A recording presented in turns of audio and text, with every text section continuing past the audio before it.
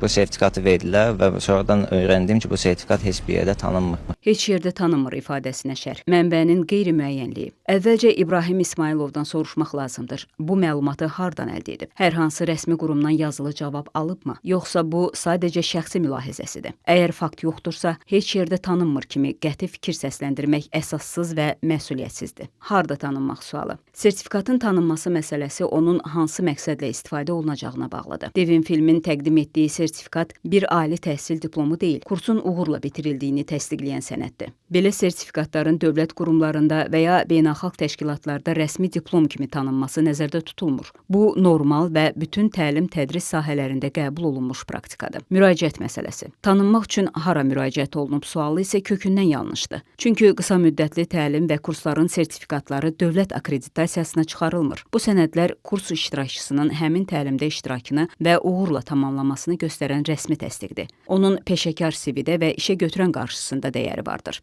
Heç yerdə tanınmır ifadəsi hüquqi baxımdan sübut olunmamışdır və ictimaiyyət arasında çaşqınlıq yaratmaq məqsədi daşıyır. Əgər iddia sahibinin əlində hər hansı dövlət orqanının rəsmən verdiyi cavab yoxdursa, bu fikir yalnız şəxsi münasibət və qərəz olaraq qiymətləndirilə bilər. Və ən önəmlisi, bu nüansları nə üçün Baku TV-nin müxbiri müsahibə zamanı İbrahim İsmayılova ünvanlamadı? Sual yaranır. Müxbirin savadı yetərsiz olduğundanmı, yoxsa bu qərəzli yanaşmadanmı irəli gəlir?